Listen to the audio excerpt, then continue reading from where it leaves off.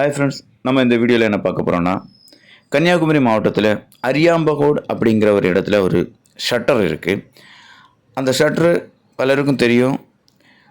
அந்த ஷட்ரு பக்கத்தில் ஒரு டனல் இருக்கிறதா கேள்விப்பட்டோம். இது ஒரு சிலருக்கு தெரியும், பலருக்கு இது தெரியாது. ஓகே, அந்த டனலை பார்க்க தான் நம்ம இப்போ வந்திருக்கோம். நம்ம கூட நம்ம ராகுல் வந்திருக்காரு. வாங்க இந்த வீடியோக்குள்ளே போகலாம்.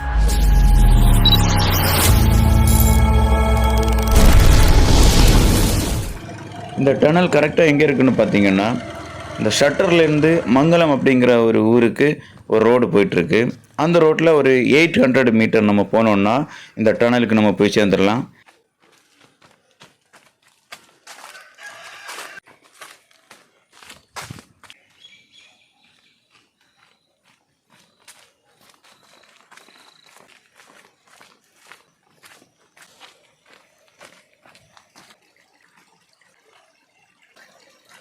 அப்பா கஷ்டப்பட்டு ஒரு வழியாக நம்ம அந்த டனலு பக்கத்தில் வந்தாச்சு. இதுதான் அந்த டனல்.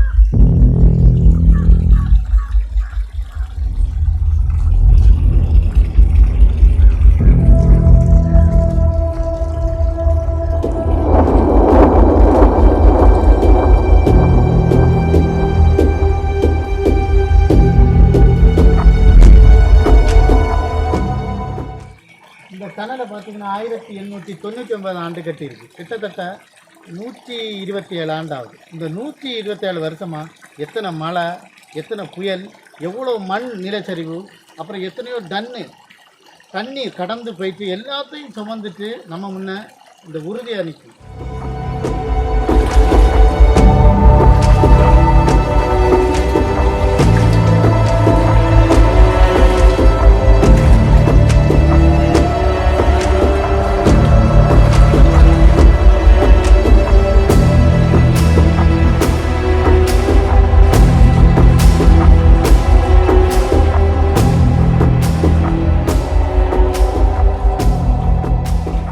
இதில் கொஞ்சம் பெரியவங்க எல்லாம் இதை ஒரு நடைபாதையாகவும் பயன்படுத்தியிருக்காங்க.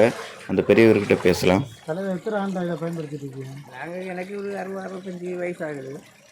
இவருக்கு ஒரு 10-50 வருஷத்துக்கு இந்த பக்கமே நம்ம இதில் போகிறதும் வர்றதும் இதுக்குள்ளே வைக்க வேண்டியிருக்கு. எப்படி இதுக்கு பயன்பாடு உங்களுக்கு? பயன்பாடு இது நமக்கு ஏற்கனவே இது நமக்கு எல்லாருக்கும் உபகாரப்பட வேண்டிய தண்ணி நமக்கு தேவை எல்லாருக்கும்.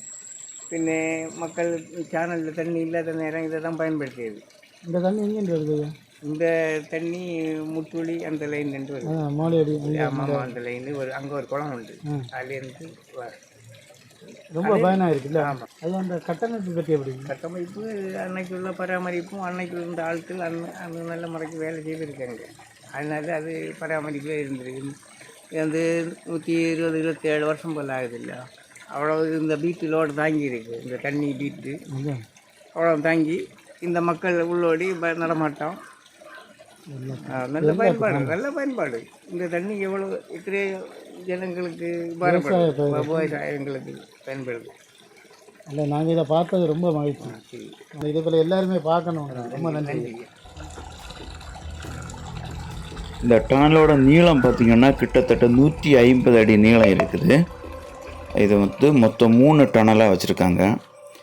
நம்ம இப்போ வந்த நேரத்தில் மழை கிடையாது.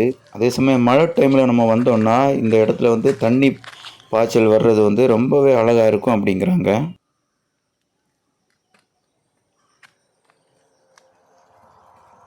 இந்த தண்ணி இருக்கிற இடத்துல இருந்து மேலே சாலை இருக்குது, அதாவது மேலே சேனல் இருக்குது.